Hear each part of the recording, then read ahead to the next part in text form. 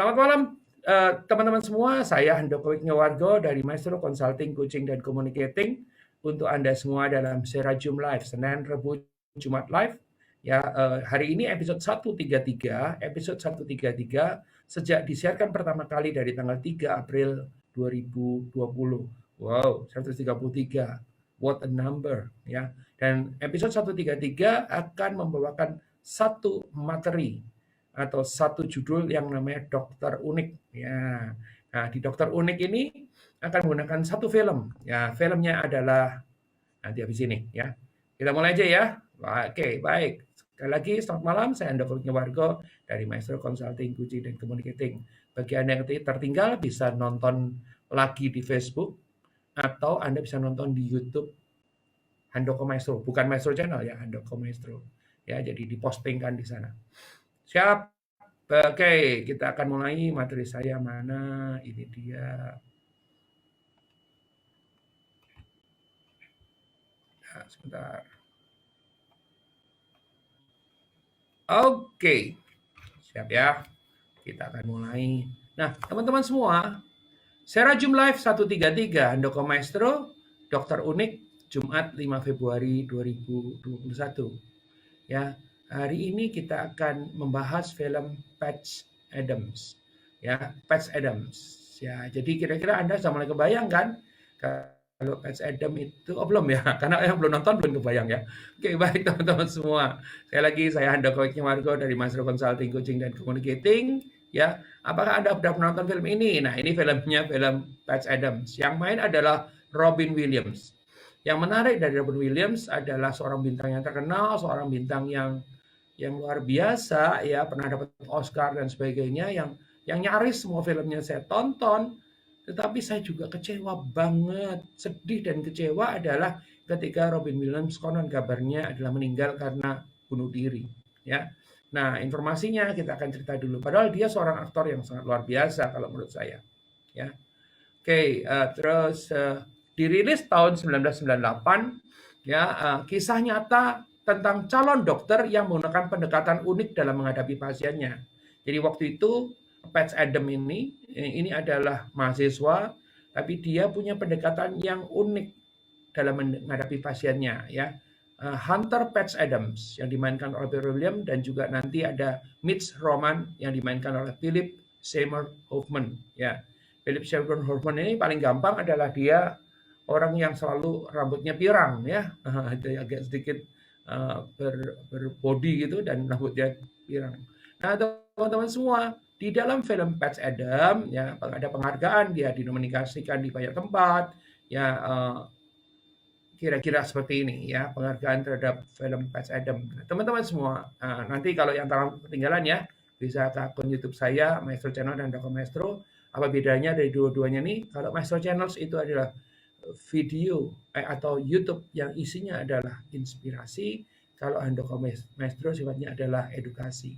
Dua-duanya sebaiknya di-subscribe agar supaya Anda oke gitu ya. Nah, teman-teman semua, ceritain sedikit mau ya? Kita akan cerita Robin Williams dalam Patch Adams. Ceritanya, Hunter Patch Adams adalah mahasiswa kedokteran Medical College of Virginia yang dikenal sebagai nama VCU School of Medicine, ya. VCU School of Medicine, ya.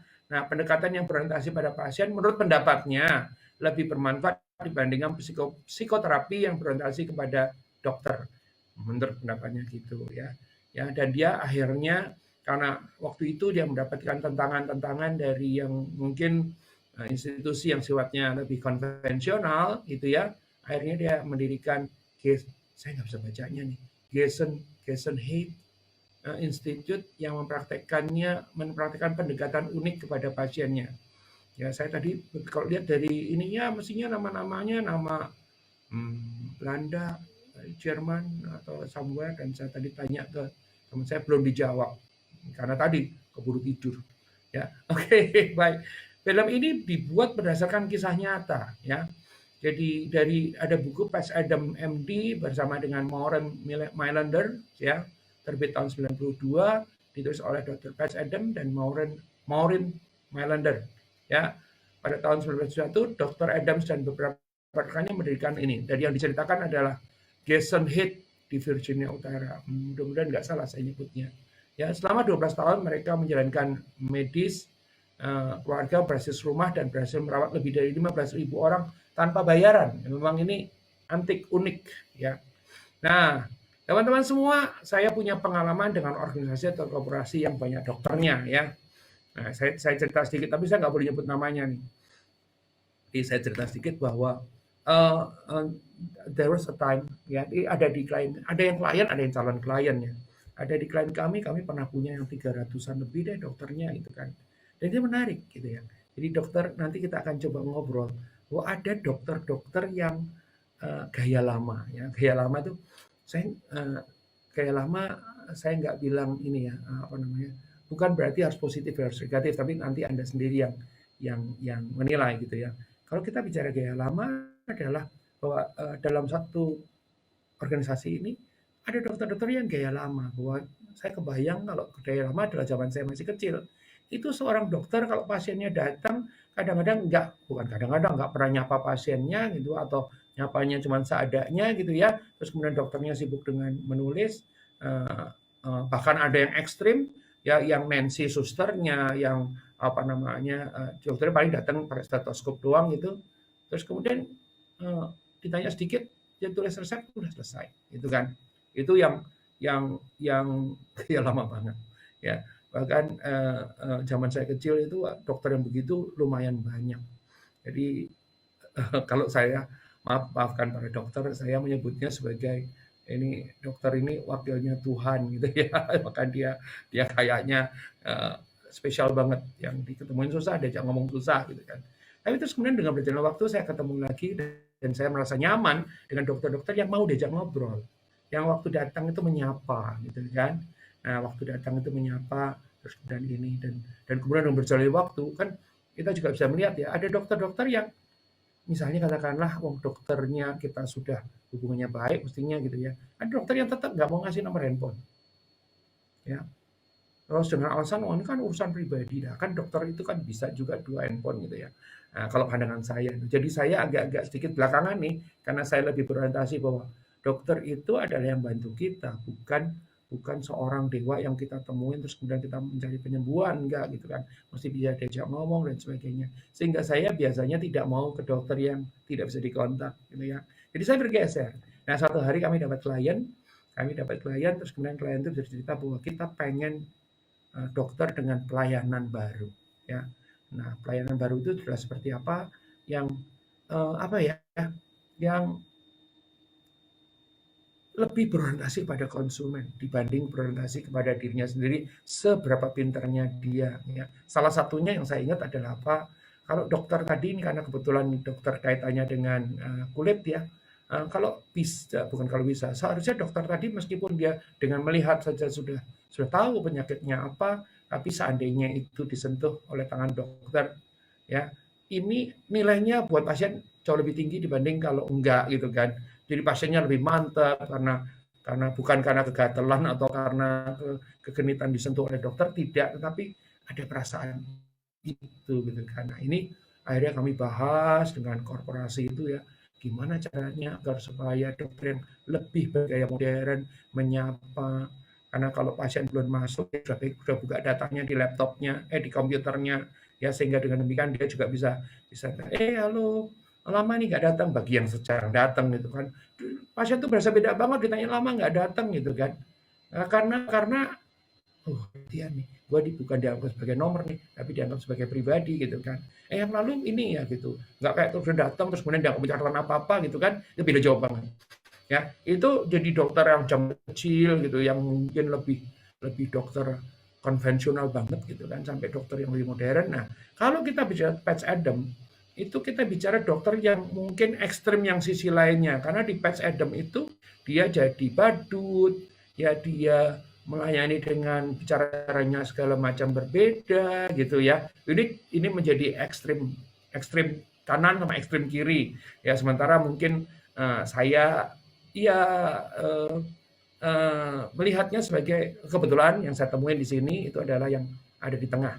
Kalaupun tengah-tengah agak sedikit ke kanan, dalam artian bukan dalam artian terus jadi melucu atau apa, tetapi dia melayani sebagai ekstra ya. Di salah satu klinik mata yang terkenal di sini, itu saya merasa bahwa dia spesial, kita spesial. Begitu datang disapa, ya begitu disapa, dia mempersilahkan, dia nanya keluarga gimana dan sebagainya. Jadi tidak buru-buru hanya untuk sekedar periksa kemudian orangnya keluar. Itu begitu, ya.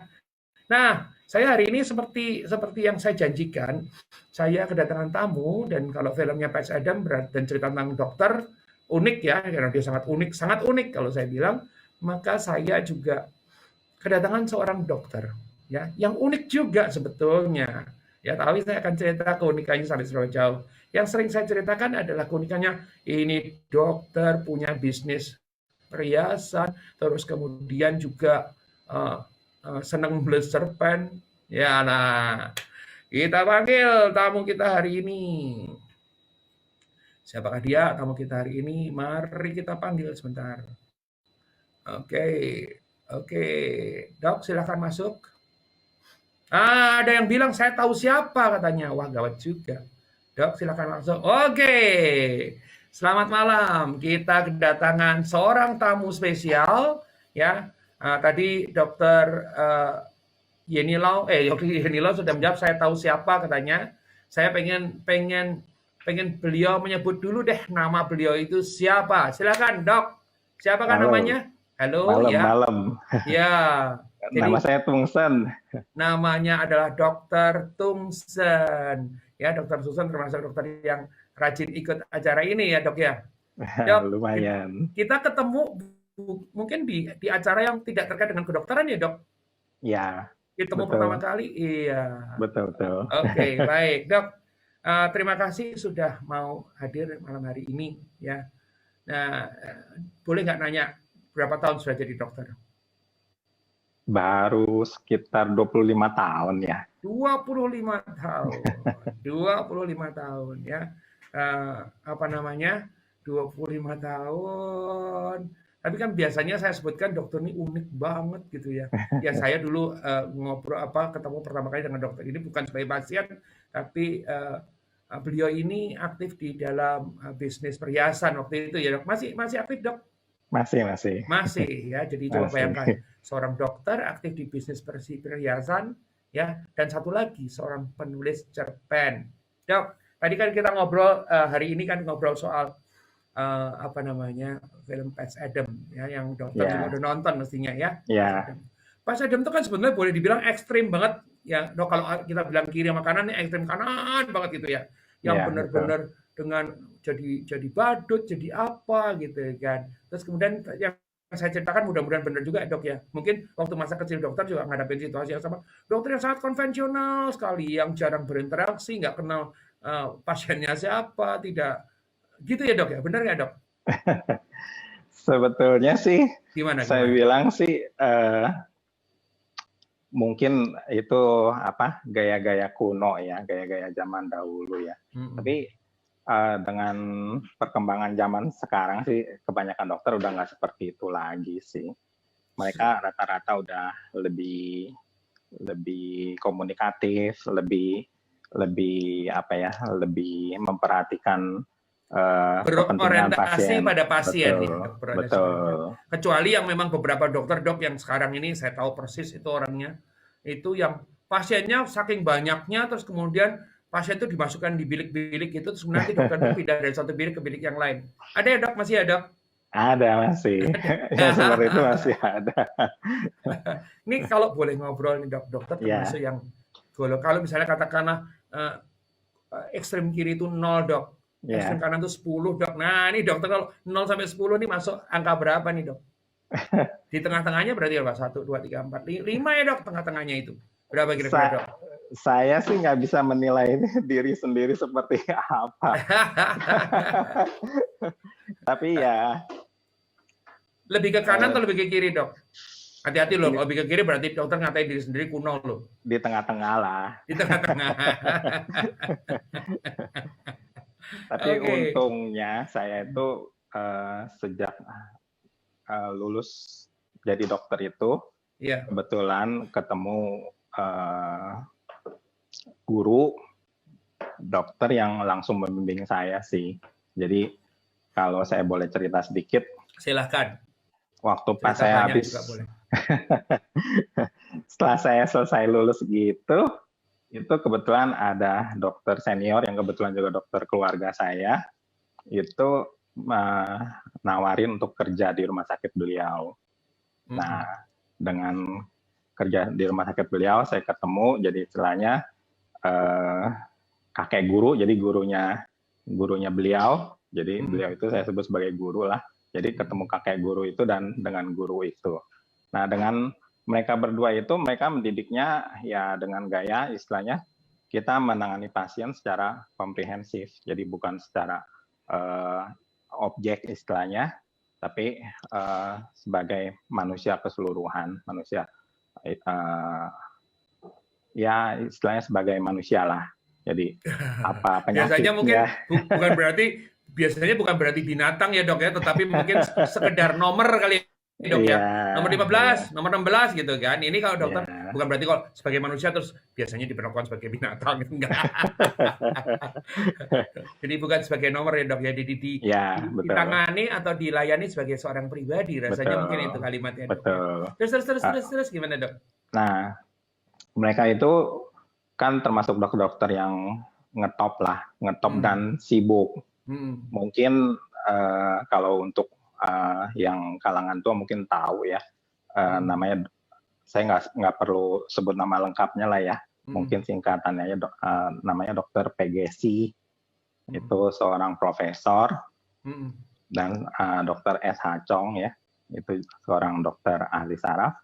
Nah, kedua dokter itu mereka memberikan contoh langsung bahwa bagaimana cara merawat pasien secara manusiawi lah istilahnya gitu. Nah, jadi walaupun pasiennya setiap hari mereka banyak, lebih dari 100 pasiennya gitu, tapi mereka ngopeni gitu masing-masing pasien. Jadi walaupun Prof Pegesinya itu waktu pas saya mulai kerja itu baru terkena stroke. Jadi beliau itu masih mau dengan bersusah payah mendatangi pasien satu-satu ke kamar rawatnya. Jadi sampai sedemikiannya. Jadi ya kita diberikan contoh seperti itu ya lumayan. Jadi ngikutin lah istilahnya. Ada role modelnya gitu ya dok ya. Betul, Ada role model. betul. Jadi dan role modelnya ini seorang yang dua orang yang terkenal di masanya gitu dok ya. Di masanya, betul. Jadi waktu dokter ngikutin pun merasa bahwa itu ngikutin yang benar. Ya. Jadi sebetulnya role modeling penting sekali juga dok, selain mungkin edukasi ya. Karena kami juga pernah diminta oleh satu organisasi untuk menjadikan dokter itu lebih bukan manusiawi, memperlakukan orang lebih sebagai pribadi dibanding sebagai nomor gitu. Betul. Oke, dok, balik ini cerita sedikit ini kan. Nah ini, tapi jangan marah loh ke saya dok, karena tadi dari waktu itu persiapan saya sebenarnya sudah dokter bilang, kan sebetulnya ya mohon maaf ya dok ya. Jadi kalau nggak salah ini ya, kalau nggak salah, kan sebetulnya dokter juga menulis karena sebagai penulis ya menuliskan itu bukan dalam bentuk cerpen ya dok ya, dalam bentuk tulisan ya dok ya. Betul. Kan gini, jadi dokter itu mengirimi saya buku dan saya belum sempat membacanya. Itu yang ini dan dokter bilang, kan saya udah kirimin, belum dibacakan gitu kan. Boleh cerita sedikit dok, bukunya apa dan kemudian ceritanya tentang apa dok? Silakan. Oke. Ada bukunya dok? Ada ya? Ada. Ini kalau kelihatan bukunya. Kurang naik ke atas dok. Kurangnya ini bukunya. Oke. Jadi ini sebuah novelet, jadi novel mini lah istilahnya. Fiksi sebetulnya, tapi ya saya ambil dari sedikit pengalaman saya waktu kerja di rumah sakit dengan kedua beliau ini. Jadi di sana memang saya tidak sebut nama aslinya, tapi ya kurang lebih kalau ada pasien yang pernah berobat dengan beliau itu mungkin tahu siapa yang saya maksud itu. Nah, ya Cukup Jadi oke kalau sudah baca bukunya. sebuah novelet ya. Jadi Novelet. semua yang belakangan pakai at itu lebih kecil ya berarti. Bukan. Betul. Nah, jadi kalau novel itu lumayan besar, kalau novelet itu berarti lebih kecil gitu ya. Kalau Ya, star itu besar, starlet itu kecil gitu ya dok ya. betul. Oke, baik. Kalau kitchen itu besar, kalau kitchenette itu kecil gitu ya kira-kira. Dok, jadi itu cerpen ya dok ya? Novel Bukan ya? cerpen, Sorry, novelet. novel ya? Sorry, novel. Ya, Sorry. ya. Saya itu ketukar sama kaos yang dokter pakai sih Oh soalnya. iya. Ya, jadi dokter, mungkin teman-teman semua, bagi Anda yang mengikuti acara ini, bulan apa dok waktu itu ya saya ikut menjadi menanggap dokter-dokter itu? Bulan November Desember ya? November, betul ya. Ya, Jadi November Desember. beliau itu bersama dengan 11 teman yang lain itu menulis antologi cerpen yang judulnya adalah Selusin Bingkai Love and Life. Ya, betul. Dan katanya sudah laku banyak banget ya dok. Berapa ratus Lumayan, dok? Boleh cerita? Lumayan. 500-an sudah lewat? Ya, sekitar 500-an edisi pertama. Edisi pertama ya. Iya. Okay. Dan edisi kedua katanya sudah dipersiapkan lagi dok ya? Iya, lagi kita kumpulin yang pesen dulu biar nanti sekaligus jadi, bisa sistem banyak. PO jadi ya dok ya, lebih asik ya. Betul. Hari gini antologi cerpen pun berupa PO. Nah, saya itu ada ketukar karena beliau ini bersama dengan 12 teman yang lain itu menulis antologi cerpen yang berjudul Selusin Bingkai Love and Life gitu ya. Ber-12. Jadi kebayang nggak? Saya pertama kali dalam hidup saya adalah menjadi host untuk 12 narasumber. Susahnya setengah mati. Tetapi karena saya terpicu karena semangat mereka ber-12-nya sangat luar biasa, maka saya bilang sama Dr. Tungsen waktu itu, aku yang akan jadi hostnya langsung ya. Dan ramai itu dok ya di YouTube saya ramai banget juga ya dok ya. Betul. Seru sekali. Lumayan. Iya. Ya dok, jadi balik lagi soal itu. Boleh kali cerita sedikit dok yang itu apa pengalaman yang di buku tadi? Tunggu. Ini kan bukan buku yang terakhir ya dok ya. Buku terakhir ada yang bukan. Yang, kalau nggak salah tumis apa gitu dok, bukan? Iya betul. Apa itu tumis apa itu? Jadi saya ini sebetulnya bukan penulis tulen, cuma iseng-iseng menulis. Dan kebanyakan saya nulisnya dalam bentuk cerpen. Nah, karena cerpennya udah lumayan banyak, jadi saya bukukan sebagian-sebagian. Nah, tulisan-tulisan saya itu biasanya yang ringan-ringan aja sih, tentang kehidupan sehari-hari, atau tentang ya kesehatan, ya pokoknya yang nggak bikin capek orang baca gitu. Nah, saya ada bikin beberapa buku yang saya masukkan dalam serial Be Happy. Jadi saya maunya semua orang happy supaya hidup ini. Tunggu dulu. Saya sudah baca 2 loh, Dok. Saya udah baca 2 loh. Oh ya.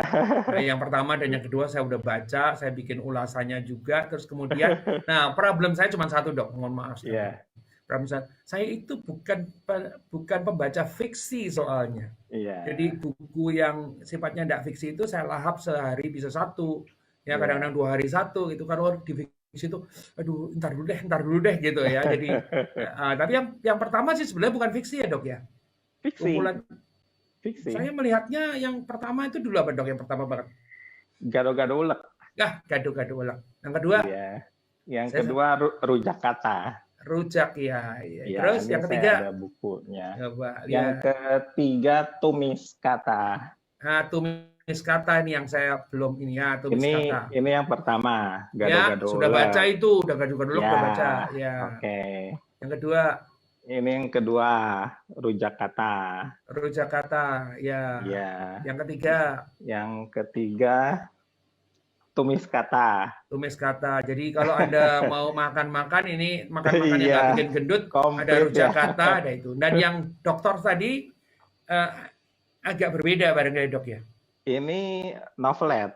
Judulnya apa lengkapnya dok itu? Doctors. Okay. Judulnya. Iya. Jadi di situ karena dokter mempelajari 2 senior yang memang patut untuk diteladani, ya akhirnya dijalankan dalam kehidupan sehari-hari dan Ya, juga diwujudkan dalam bentuk novelet tadi, gitu ya dok ya? ya betul. Luar biasa. Coba bayangkan teman-teman semua. Nah, pertanyaan saya nih dok, kalau Ya. cerpen segala macam itu, nulis kapan sih?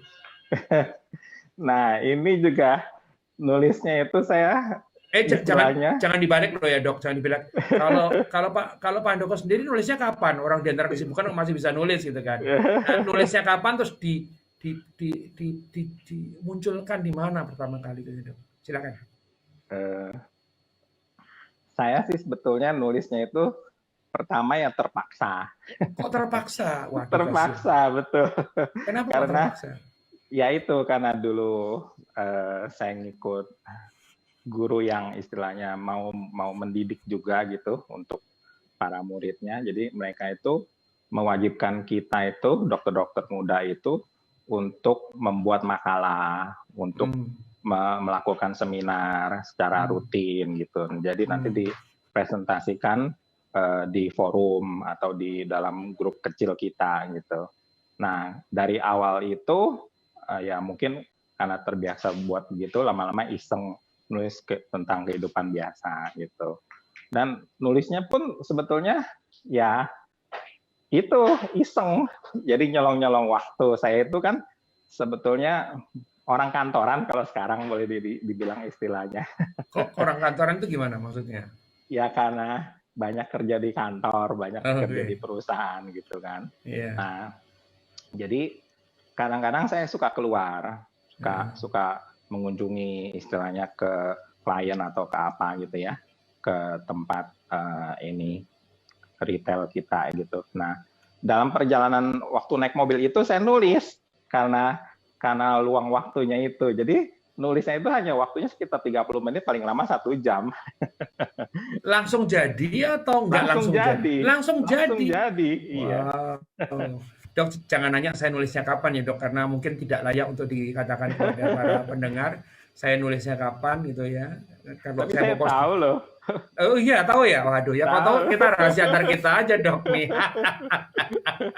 Rahasia antar kita aja, saya nulisnya kapan ya dok, nanti kalau nggak dianggap, aduh kok anu ya, apa nggak proper katanya gitu. Atau saya buka kartu aja deh, soalnya kan saya buku terbuka gitu ya.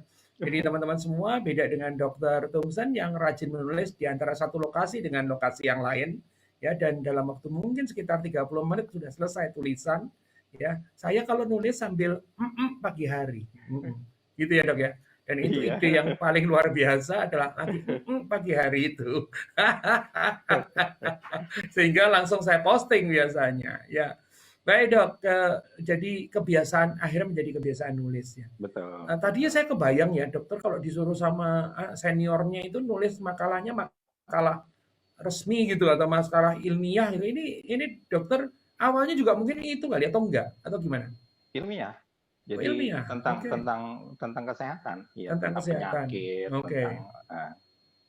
Tapi jadi terbiasa menuliskannya menjadi lebih enak dibaca gitu kali dok ya.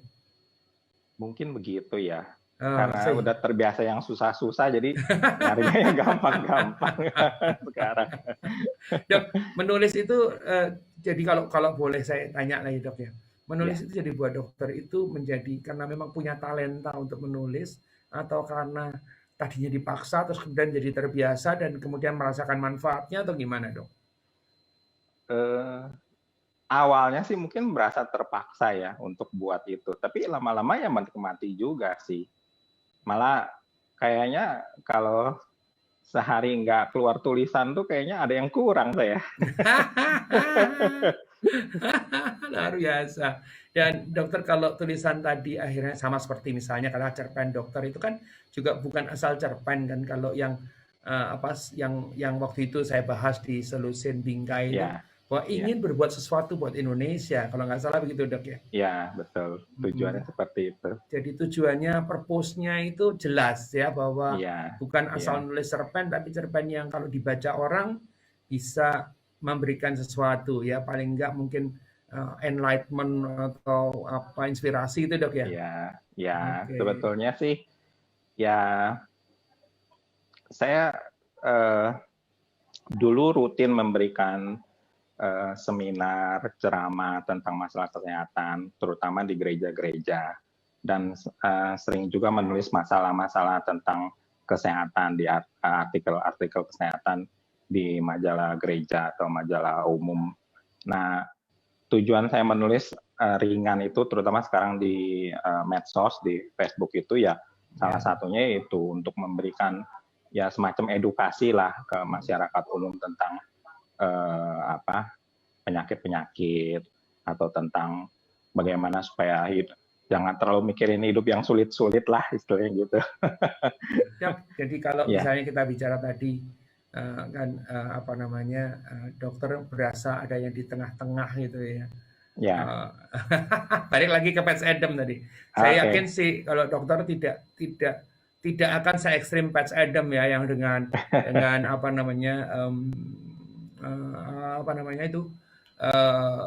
menjadi badut dan sebagainya, tentu aja enggak gitu ya dok ya. Nah, tetapi pasti punya pendekatan yang unik kalau kita kaitkan dengan tadi pasiennya yang orang-orang yang sudah berumur ya dok ya. Mungkin ada kekasan apa biasanya dok ya terkait dengan orang yang berumur itu? Sebetulnya gini, semua pasien itu pada dasarnya prinsipnya sama. Jadi kita menangani pasien itu bukan menangani seperti tadi itu, bukan sebagai subjek atau objek gitu, tapi sebagai manusia keseluruhan. Secara garis besar itu penyakit itu 50% itu bukan penyakit betulan sebetulnya, tapi penyakit yang disebabkan karena bukan penyakit betulan. Iya. Oh, oke, tapi bukan yang lain ya. Oke, silakan dok. Gimana? Jadi 50% penyakit itu adalah sebetulnya penyakit yang didapat dari pikiran.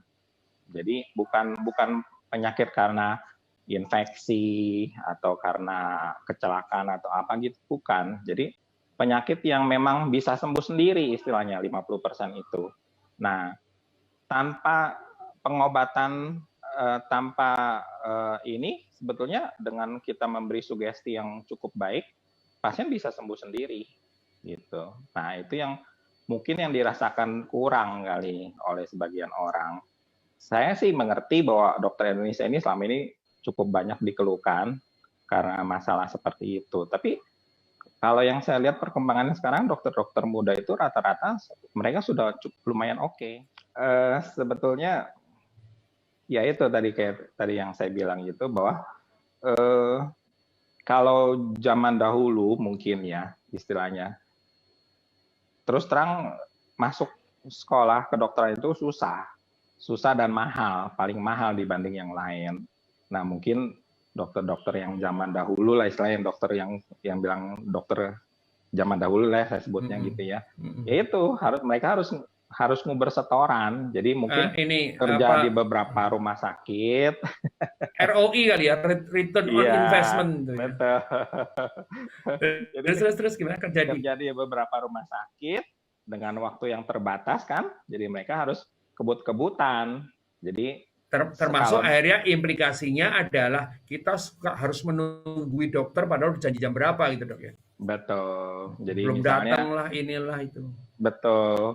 Kalau pasien yang di satu tempat aja misalnya dia udah 50, nah dia harus bagi 50 orang itu dalam waktu misalnya hanya 3-4 jam ya, kan bisa dihitung. Jadi satu pasien jatahnya istilahnya gitu ya, paling lama ya 5 menit. Nah, itu yang selalu dikeluhkan kan, makanya suka dibandingkan dengan dokter-dokter yang di luar. Kalau di luar kan kebanyakan mereka kerja hanya di satu rumah sakit. Selain di satu rumah sakit, mereka betul-betul di support segalanya gitu. Kalau kita kan di sini semua harus sendiri ya? Sendiri istilahnya gitu. Tapi itu kuno kalau saya bilang. Kalau yang masih pola pikirnya seperti itu.